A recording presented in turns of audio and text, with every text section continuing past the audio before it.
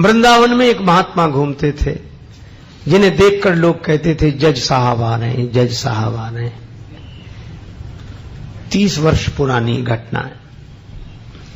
तो एक संत से किसी ने पूछा कि इनको जज साहब क्यों कहते हैं?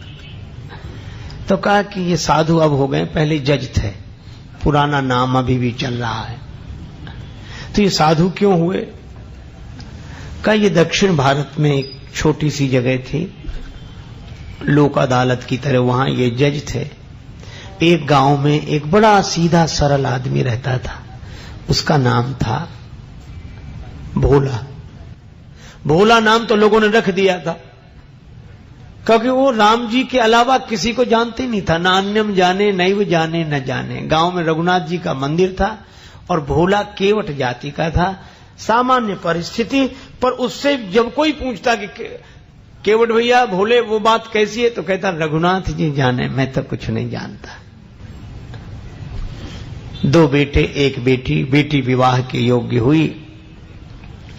बेटों ने कहा कि पिताजी यहां के जो धनी सेठ हैं उनसे कर्ज ले लिया जाए, बहन का विवाह होने के बाद हम लोग कमाएंगे, रुपया चुका दिया जाएगा। केवट गया, सेठ जी ने ब्याज की सामान्य दर जो लेते थे वो तय की, लिखा पड़ी हुई, रुपया ले आए, विवाह हुआ बेटी का। बेटी विदा हुई ससुराल को और केवट ने घर छोड़ दिया। गांव में रघुनाथ जी का मंदिर था, वहीं रहने लगा। सबके ममता ताग बटोरी, मम पद मनहि बांधि बर डोरी, रहने लगा।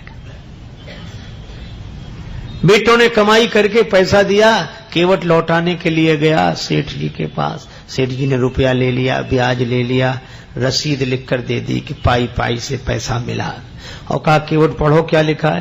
केवट बोला रघुनाथ जी जाने, मैं तो कुछ नहीं जानता क्या लिखा। सेठ जी के मन में पाप आया कि इससे दोबारा पैसा लिया जा सकता है, तो बोले ये कागज हमें दे दो, तुम जरा पानी ले आओ। वो 1 गिलास पानी लेने गया, सेठ जी ने वो रसीद छिपा के रख ली। फाड़ते तो शक होता, एक कागज पर ऐसे ही कुछ लिख कर दे दिया, बोले ये तुम्हारी रसीद। केवट ले गया, रघुनाथ जी के चरणों में रखकर जिस कमरे में रहता था वहां रख दी, और अपना राम जी से मतलब सबके ममता ताग बटोरी, मम पद मनहि बांधे बर डोरी। सेठ जी ने मुकदमा कर दिया। केवट ने रुपया दिया था, चुकाया नहीं, कहता दे चुके हैं। अदालत में केवट को जाना पड़ा। वही जज जो महात्मा हो गए थे, उन्होंने कहा कि तुमने रुपया लिया था? हाँ। चुका दिया? इसका प्रमाण? कागज। जज साहब ने कहा ये तो कोई सबूत नहीं है, इसमें कुछ लिखा ही नहीं है। केवट सरल आदमी रोने लगा, रघुनाथ जी जाने, मैं तो ये इसी को रसीद समझे था।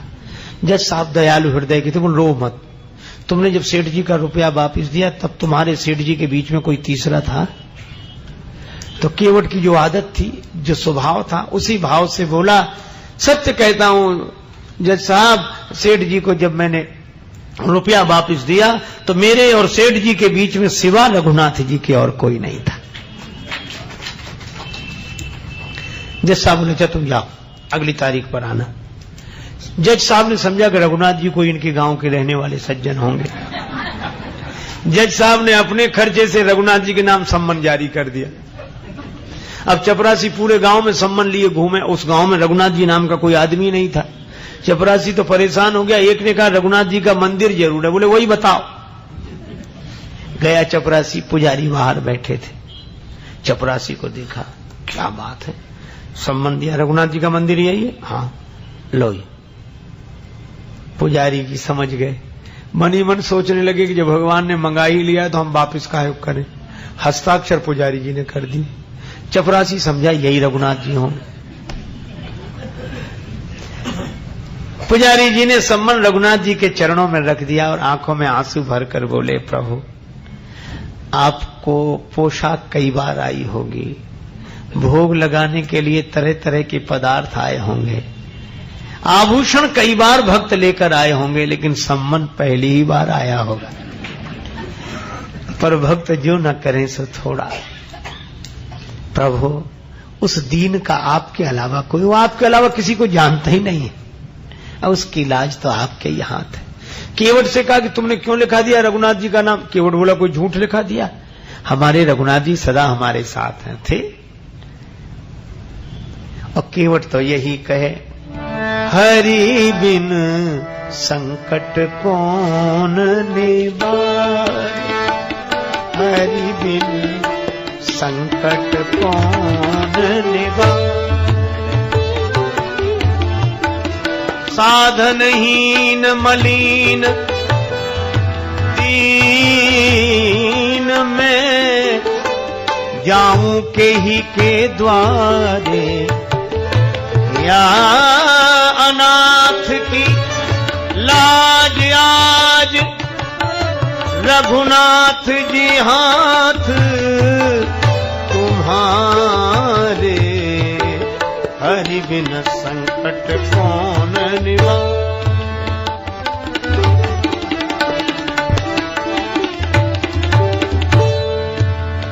दीन दयालु सुने जब ते, तब ते मन में कछु ऐसी बसी है, ये लू कहां और जाऊं कहां, बस तेरे ही नाम की फेंट कसी है, तेरो ही आसरो एक मलूक, नहीं प्रभु सो कोई और जसी है, ये हो मुरारी पुकारी कहूं, अब मेरी हंसी नहीं तेरी हंसी है, संकट कौन निवारे, हरि बिन संकट कौन,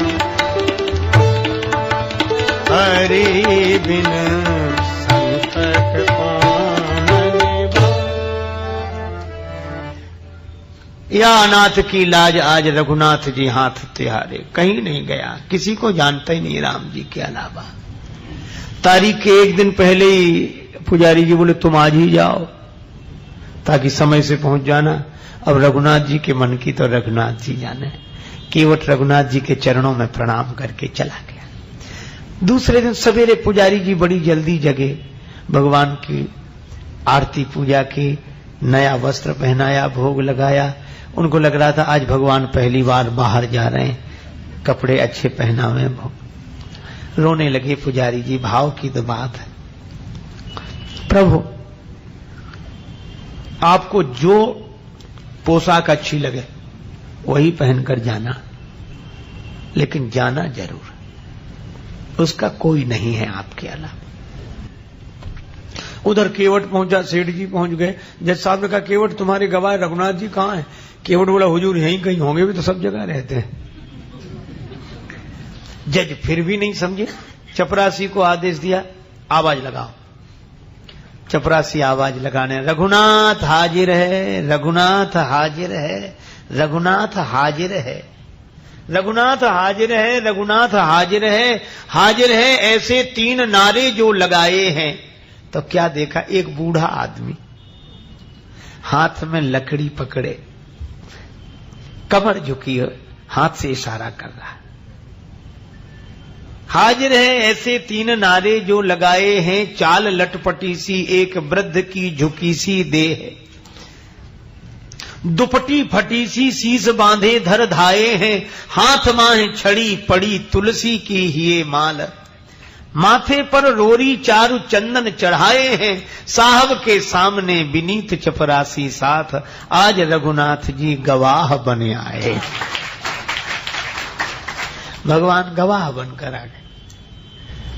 जज साहब ने देखा, गज सेठ जी चौंके कि ये कौन है? जज साहब ने कहा कि आप थे वहां। रघुनाथ जी ने कहा केवट ने रुपया दिया है, उसका प्रमाण बोले इन्होंने रसीद भी लिख ली थी। सेठ जी को यहीं रखा जाए। इनके मकान में सामने वाली बैठक की सामने वाली दीवार में 3 अलमारियां हैं, बीच वाली अलमारी में वही रखी है 32 नंबर की, उसी में वो रसीद अब तक सुरक्षित है। सर्वांतर्यामी भगवान से क्या छिप सकता। सिपाही भेजे गए, बही मिल गई, रसीद मिल गई। सेठ जी को दंडित होना पड़ा। केवट बाई इज्जत भरी हुआ, रघुनाथ जी तो गायब हो गए, पहले काम तो हो ही गया था। अब जज साहब ने सोचा कि इतने दिन हो गए फैसला सुनाते, पर ऐसा गवाह आज तक नहीं मिला। तो केवट से अकेले में पूछने लगे, केवट ये रघुनाथ जी कहां रहते हैं? केवट बोला, हुजूर जहां हम रहते हैं। तो तुम कहां रहते हो? बोले जहां रघुनाथ जी रहते हैं। जैसा बोले हम समझे नहीं, तुम लोग एक ही जगह एक ही गांव के रहने वाले हो? केवट बोला, हाँ हुजूर, आपको कैसे समझाएं, आप तो पढ़े लिखे हो। पढ़े लिखों को समझाना बहुत कठिन है, भक्ति की बात, भगवान की बात। जज साहब बोले, तो ये है कौन? केवट बोला, हुजूर ये वो है जिनका मंदिर है। तो बोले, इन्होंने मंदिर बनवाया है? देखने से तो नहीं लग रहे थे कि ये कोई इतने बड़े संपन्न आदमी होंगे जिन्होंने मंदिर बनवाया। पुजारी भी नहीं लग रहे थे, पता नहीं। केवट बोला, हुजूर ये वही हैं जो मंदिर में बैठे हुए हैं। अब तो जज साहब ने चपरासी को बुलाया। चपरासी कांपने लगा, हुजूर ये वो आदमी नहीं था जिसने हस्ताक्षर किए थे। अब जब गांव में पता लगाया तो जज साहब भाव विह्वल हो गए, अपने कमरे पर आए, बंगले पर रोने लगे। लोगों ने कहा, रोने का कारण क्या? जज साहब रोते हुए बोले, शिव सारद नारद शेष गणेशहु के नहीं ध्यान में आते रहे, सोई आज विनीत अदालत में केवटा के गवाह कहाते रहे। अरे तो इसमें रोने की क्या बात है? खुश होना चाहिए कि दर्शन हो गया। और चले गए तो वे तो जाते ही। जज साहब बोले, सुख धोखे दर्श दिए को भयो, दुख नाहिन जो तज जाते रहे। फिर ये रो क्यों रहे हो? बड़ी भाव भरी बात कही। जज साहब बोले, आज मुझसे बहुत बड़ी गलती हो गई। कौन सी? कुर्सी पे बना जज बैठा रहा, और जगदीश खड़े समझाते रहे। कुर्सी पर जज बना बैठा रहा, और जिनकी अदालत में सबको उपस्थित होना पड़ता, वे भगवान खड़े खड़े गवाही देते रहे।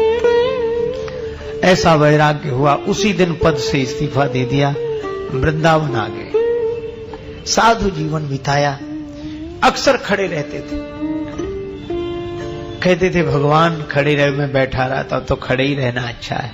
मंदिर में जाते तो अंदर नहीं जाते, बाहर से ही दरवाजे की धूल सिर पर चढ़ा लेते। कोई कहता कि अंदर क्यों नहीं जाते? तो कहते कि मैं उन्हें मुझे दिखाने लायक नहीं हूं, मुझसे जो अपराध हुआ। यह भाव केवट के कारण भगवान गवाह बने। क्या था केवट में? सबके ममता ताग बटोरी, मम पद मन ही बांध बर डोरी, अस सज्जन मम उर बस कैसे, लोभी हृदय बसे धन जैसे। ये सज्जन की दूसरी परिभाषा है।